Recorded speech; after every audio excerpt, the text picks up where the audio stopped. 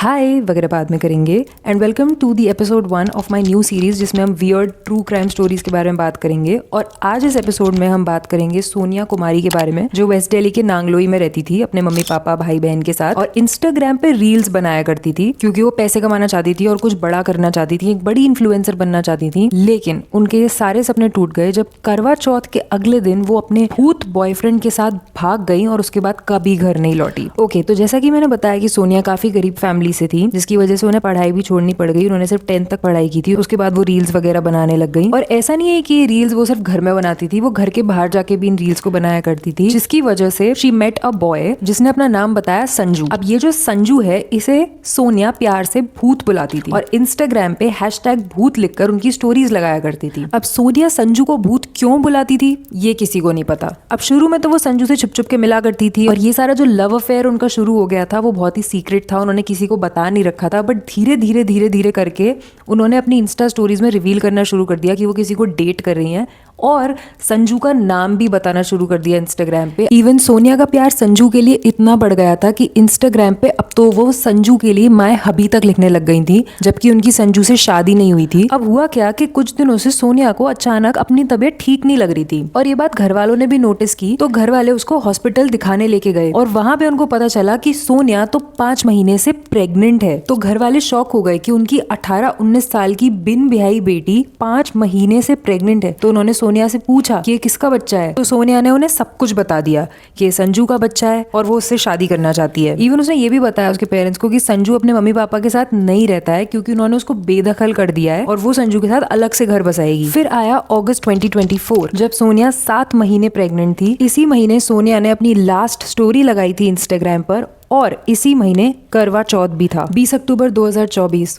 करवा चौथ का दिन सोनिया ने संजू के लिए व्रत रखा था और फैमिली ने भी एक्सेप्ट कर लिया था बिकॉज अब वो भी क्या ही करते। सोनिया बच्चा रखना चाहती थी और संजू से शादी भी करना चाहती थी, लेकिन सोनिया को नहीं पता था कि संजू ये शादी नहीं करना चाहता। तो उसने सोनिया और उसके बच्चे को मारने का प्लान बनाया। 21 अक्टूबर 2024 करवा चौथ का अगला दिन सोनिया सुबह ही सुबह अर्ली मॉर्निंग संजू के साथ गाड़ी में बैठ के निकल गई। जिसके बाद जब सोनिया की माँ की नींद खुली और देखा कि सोनिया घर पे नहीं है, तो उन्होंने सोनिया के नंबर पे कॉल किया और फोन जा रहा था स्विच ऑफ। जितनी भी बार कॉल करो फोन हमेशा स्विच ऑफ जा रहा था।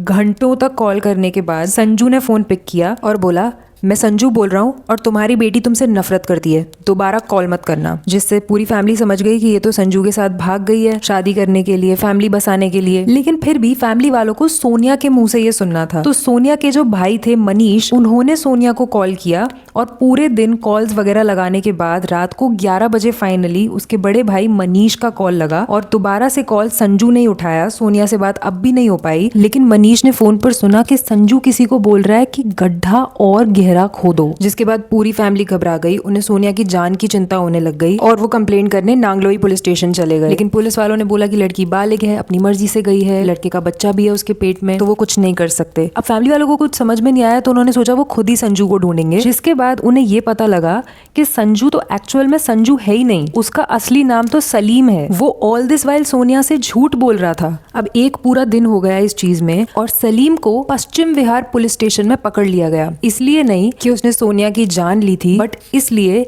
क्योंकि वो बिना नंबर प्लेट की बाइक चला रहा था। और इतना ही नहीं, उसके पास सोनिया के और सोनिया के फादर के आधार कार्ड्स मिले थे और कुछ डॉक्यूमेंट्स भी। ये वही डॉक्यूमेंट्स थे जो सोनिया घर से भागते वक्त अपने साथ लेकर गई थी। जिसके बाद पश्चिम विहार पुलिस स्टेशन से कॉल गया सोनिया की फैमिली को और जब सोनिया की फैमिली ने पश्चिम विहार पुलिस स्टेशन में बताया कि ऐसे ऐसे सलीम कौन है, तो सलीम को पश्चिम विहार पुलिस स्टेशन से नांगलोई पुलिस स्टेशन में लाया गया, जहाँ पर सोनिया की फैमिली ने रिपोर्ट दर्ज कराने की कोशिश की थी। जहाँ पर पुलिस ने सलीम से सब कुछ उगलवा लिया कि करवा चौथ के अगले दिन जब वो सोनिया को पिक करने के लिए गया था तो उसके 2 फ्रेंड्स पंकज और ऋतिक, उनको भी पिक किया था उसने रास्ते में। उसकी पूरी प्लानिंग सेट थी, वो सोनिया को मारने वाला था क्योंकि सोनिया उस पर शादी करने का प्रेशर डाल रही थी और उसके बार बार कहने पर भी कि बच्चा गिरा दो, वो बच्चा नहीं गिरा रही थी। तो वो सोनिया को लेकर रोहतक जा रहा था और सोनिया को उसने झूठ मूठ के लिए हाँ भी कर दिया था कि वो सोनिया से शादी करेगा। सोनिया काफी खुश थी, उन्होंने सोचा कि चलो सेलिब्रेट करते हैं। तो वो लोग एक जगह रुके जहाँ पे अल्कोहल मिल रहा था और वो वहां जाकर दारू पीने लग गए और रोहतक से 20 किलोमीटर दूर मदीना गाँव में फाइनली तीनों लड़कों ने नशे की हालत में सोनिया को पीटा और मोबाइल चार्जर से गला दबा के मार दिया। जिसके बाद वो सोनिया को गाड़ने के लिए गड्ढा खोद रहे थे और सोनिया के भाई मनीष का फोन आ गया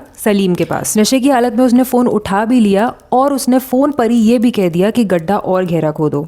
जिसके बाद सारा शक पैदा हुआ, उन्होंने सोनिया को ढूंढने की कोशिश की, पकड़ा गया और सब कुछ सामने आ गया। इवन सलीम ने सोनिया को मारने के बाद जो अपना फेक नाम था संजू, वो इंस्टाग्राम पर भी चेंज करके वापस से सलीम कर लिया था, क्योंकि उसने काफी सारी चीजें छुपा रखी थी सोनिया से। उसने अपना नाम छुपा रखा था सोनिया से, उसने अपनी फैमिली छुपा रखी थी सोनिया से, ये बोलकर कि उन्होंने उसको बेदखल किया हुआ है। तो क्लियरली वो सोनिया के साथ कोई फ्यूचर प्लान नहीं कर रहा था, उल्टा उसको चीट कर रहा था। एंड सलीम के साथ साथ पंकज और ऋतिक को भी अरेस्ट कर लिया गया। अब इस केस में ना एक चीज बहुत क्लियर दिख रही है, आधी जानकारी और जल्दबाजी दोनों बहुत डेंजरस हो सकते हैं। ये चीज मैं रीत पड्डा वाले वीडियो को बनाते वक्त भी सोच रही थी कि उसके पास पूरी इन्फॉर्मेशन नहीं थी कि कश्मीर में क्या हुआ है, केरला में क्या हुआ है, फिर भी इतना सारा पोस्ट कर दिया अबाउट दोज मूवीज इतनी जल्दबाजी में, जिसकी वजह से रीत पड्डा और अनीत पड्डा को दुनिया भर का बैकलैश मिला। और अनीत जी खुद ही हसन पाइकर को फॉलो कर रही थी, तो पूरा ब्लेम रीत पड्डा पे भी नहीं डाल पाए लोग। अगर तुम्हें इस केस के बारे में कुछ नहीं पता है तो मैंने पूरा वीडियो बनाया था इस चीज पर, स्क्रीन पर लगा रही हूँ, इंटरेस्ट हो तो लगा लेना।